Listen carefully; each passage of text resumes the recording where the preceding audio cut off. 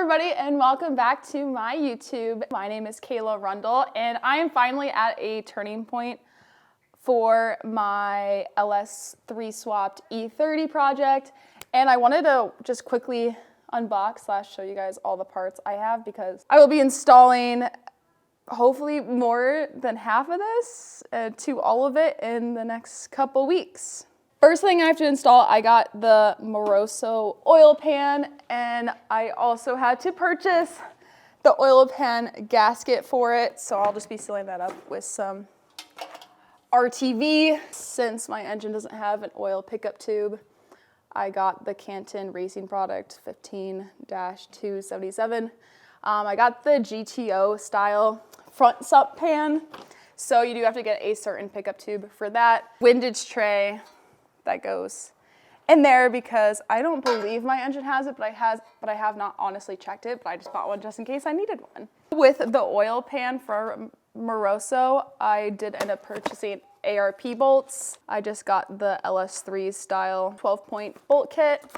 I ended up going to full ARP on this because I decided why not just spend the extra money and just do it right the first time. And a lot of bolts you can't replace if they're OEM, and ARP you can actually reuse them, so they're not torque to yield by any means, which is really, really nice. I haven't gotten the lines for this, but I ended up getting the Moroso filter adapter for that oil pan. This is because the oil filter won't fit into the stock location for the pan because the headers get in the way due to the swap, because the headers fit really, really tight and they feed right where the oil filter goes. So I'm gonna be doing 10AN lines, and I'm gonna be doing a relocation kind of custom kit for my oil filter. And I still have to purchase fittings and lines for this.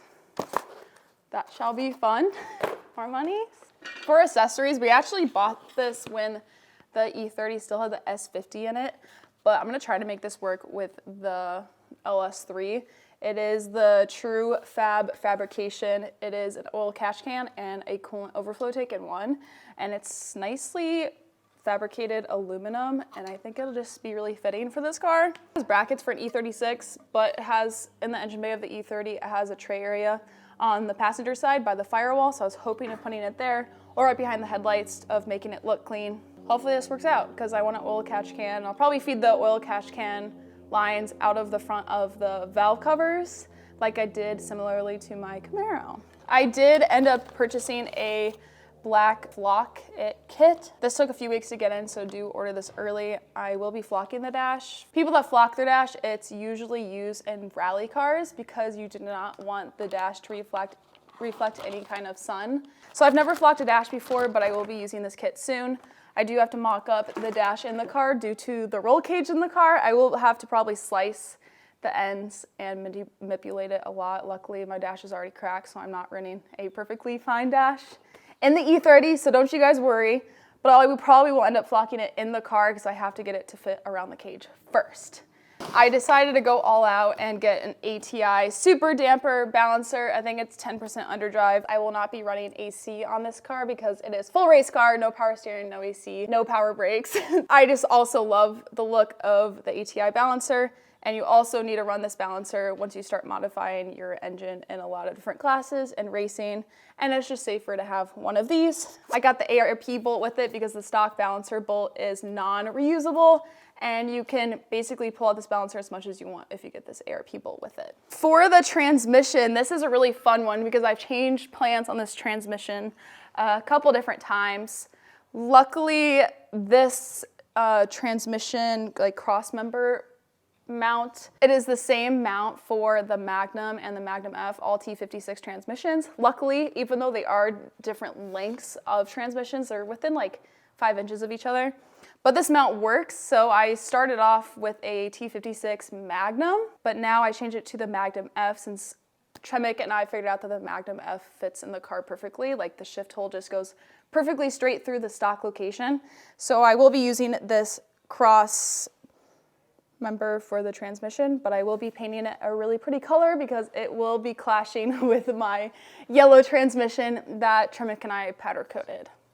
But I got this transmission mount fabricated from Pennsylvania Performance, and I will have all the links down below if you guys are interested. I quickly ordered this off of Amazon, but this is the little transmission bushing mount, so this works directly with the pencil and tucky cross member. And then that's all you really need to get the transmission up, other than the actual wiring harness to plug in the sensors. Down the line when we get to it, since I don't have my coil packs yet, I did get GPI extended link pink plug wires for the car, because of course we had to do yellow, blue, and pink on this car. I got the extended wires because I wanted it to look similar to my 417 in my Camaro. I wanted the coil packs to be like angled and up above the valve covers, because I am going with the GM style GPI yellow tall valve covers. So it's quite different from stock, but in my personal opinion, they look beautiful. And they are machine engraved with GPI logos on them. And of course, I love GPI, and that's who I built my engine with in Arkansas. So I'm going to be running the GPI plug wires on the car. From Garagistic, I got the Wilwood pedal mount bracket from Garagistic. This is great because I don't have to weld basically a pole to mount my pedals, because you would have to weld the pedals to the chassis of the car, because obviously they're like a universal pedal, so they won't work with this chassis. From Garagistic, this is great because this has all the holes to perfectly just bolt in this into the chassis, and then it has the holes already drilled into it to fit the new Wilwood pedals. So this should make the kit super easy to install, thanks to Garagistic, and I will have a discount code in the description of this video from Garagistic.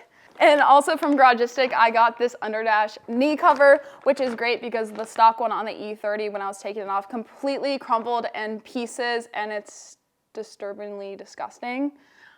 This will be really nice and pretty, and it also has like the OEM stock feeling to it, but it's brand new. I might just buy another one of these for my other car. So the stock steering shaft on the E30, it is too big to fit through the headers. With the swap, the steering shaft has to go directly through the headers. You have to put the headers on the engine and lift the subframe into the car while putting the steering shaft through the long tube headers.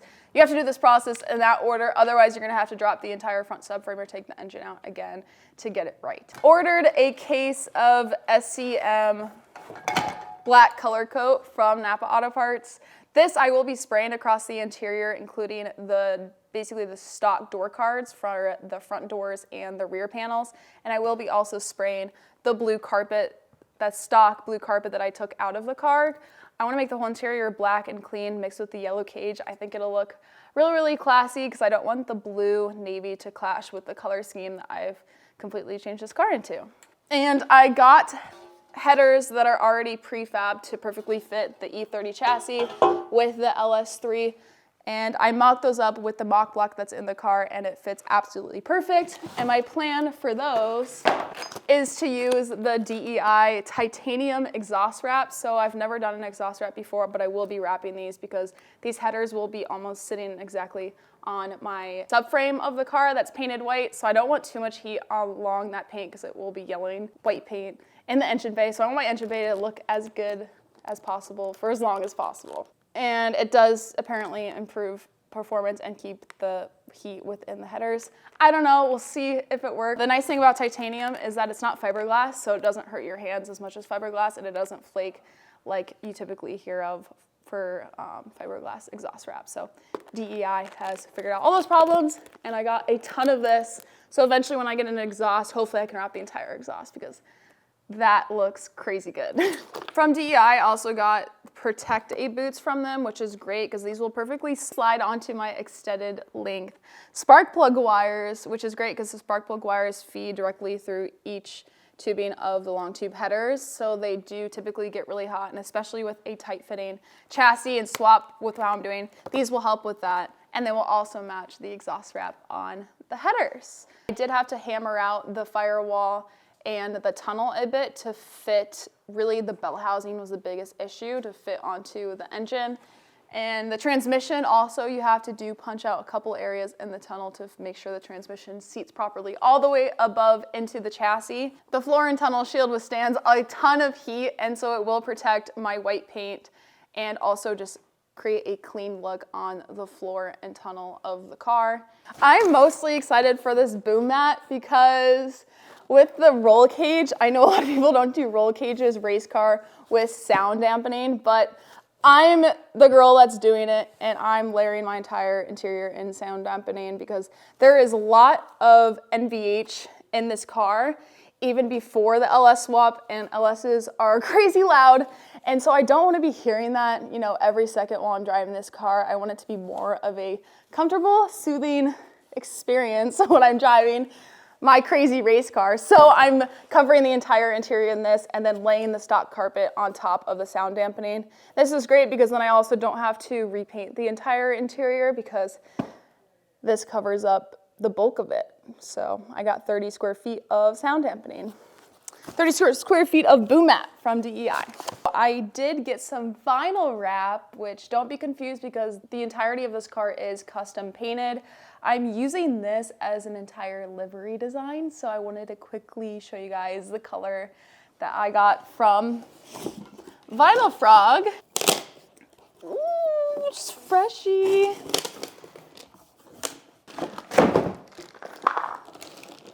I got Purple Pizzazz, which this is pretty similar to the Ruby Star color that I have on my Civic that I installed a year ago, but this is slightly more pink, not as like purple red color. So all of the cars will have a fluid theme across them. Then I also got Gloss Racing Yellow, which will match the cage and the yellow components on the rest of the car since I did the cage in Porsche Speed Yellow. Thank you, Vinyl Frog, for sending this out. I won't be installing this probably for another month, and I'm going to get a vinyl cutter machine here and design my own liveries, which I've always wanted to do on my own. From GPI, I got the Proform LS coil brackets, which are the same ones that I have on my Camaro, and I love the way these look, and I will be installing these maybe tomorrow, but the kit is pretty self-explanatory, super easy to install, and I think it'll look really, really nice on this engine. Now onto some Holley performance parts. I chose to go with the Street Fighter GM Coil on plug kit. These are just coil packs. I've never tried these. I've only ever ran like the AC Delco stock coil packs, but I like how these ones are black. These are absolutely beautiful. They do make a couple different kinds. You can get like the square ones or the rounded ones. For my application, I got the square ones. So be sure to check which ones are meant for your car, and there is a diagram on all of their websites to show you which one is correct. Now this is huge. I have no idea how I'm gonna end up connecting this, but Holley makes a CAN module universal connector that is supposed to run with a stock style ECU since I'm running the E38. So this will be interesting for me to figure out, but I went with the beautiful new 12-inch Race Pack Pro dash. I've always wanted a digital dash in an older car like this, and this is going to be absolutely beautiful. I saw this at PRI at the Holley booth and absolutely freaked out, and I knew I wanted it. So this will be interesting to connect, but I'm really excited to show you guys what this is going to look like in the interior. I had to cut out the dash a little bit in the corners to slide in the dash, and I will have to build a bracket system right behind it so it doesn't fall when I drive. Stay tuned for the wiring video on that because there's going to be lots of wiring involved in order to get everything running properly. Now, of course, you guys know I only run Wilwood brakes on all of my cars. So, of course, I had to go with Wilwood on this E30. I sent out my brake calipers to Wilwood, so I don't have those here with me yet, but I am getting those powder coated in a custom color. Thanks to Wilwood, I picked one of their yellows to match the theme of the rest of the E30. I have a few parts here. I got their combination proportioning valve, which this is great because it hooks up to the master cylinder and controls the pressure of fluid from the front into the rear, so you can control brake pressure, which is nice, so you can custom change that based off of the weight of the car and how much brake pressure you want on the front versus the rear, which is amazing. And if anything fails, if the front fails or rear fails, you still have at least 1/2 of the brake system. This Wilwood dual master cylinder in a black finish to match the theme of the rest of the build. So I don't know if it's gonna fit. This is huger than I thought, so I'm gonna put that on my firewall and figure that out. So plans might change on that. So as I'm filming this now, it is a little later, but in the next video, I will show you guys the installation process of this transmission, which I went with the Tremec Magnum F in the car because the shift hole lines up perfectly. And I will show you guys a few of the areas that I have to bang out. So that'll be in the next video when I install the clutch and the transmission. Now for the clutch, like I run on my Camaro, I went with CenterForce because they have always treated me absolutely amazing and I've had zero issues with their product and they are local to Arizona. I went with an LS1 like Firebird early Camaro style clutch system along with the bell housing to fit the transmission. I went with a light metal clutch, and I'll put it up here, the one I got, I believe it's 11-inch clutch. And I also went with a billet lightweight flywheel, which this setup, they said basically it'll be super lightweight, it'll be extremely responsive and rev instantly, which is exactly what I want in a track car. Driving it on the street a little bit more difficult than, for example, a twin disc or a stock setup. So this car, it won't be purely on the street. It'll be 98% of the time a track car. So that's why I went with that setup, which of course it lowers rotating mass, which in turn adds more power to the ground of the car. I also went with the CenterForce hydraulic bearing. My luck with the OEM hydraulic bearings have been really poor. So the hydraulic bearing from CenterForce on my Camaro has always done me great. So I chose that exact setup. And I also will show you guys how to measure that in the next video with installing the Tremec transmission. So a couple things I didn't mention as well. I ended up getting the ICT bracket for the alternator and I went with a Chevrolet Performance stock style alternator, which was a little pricey, but that's what I'm comfortable with and I know those last longer than anything else. So that's what I chose, and I am running my LS3 water pump that I took off of my Camaro, and then I got off of Facebook Marketplace a stock style LS3 intake manifold along with the stock style throttle body. And I think the only thing left I need is a belt tensioner, but that really completes this whole setup. Stay tuned for the rest of this E30 build series because there is a lot of moving parts all over the place, but I hope this video kind of gave you an idea of all the parts that will be going into the E30 soon.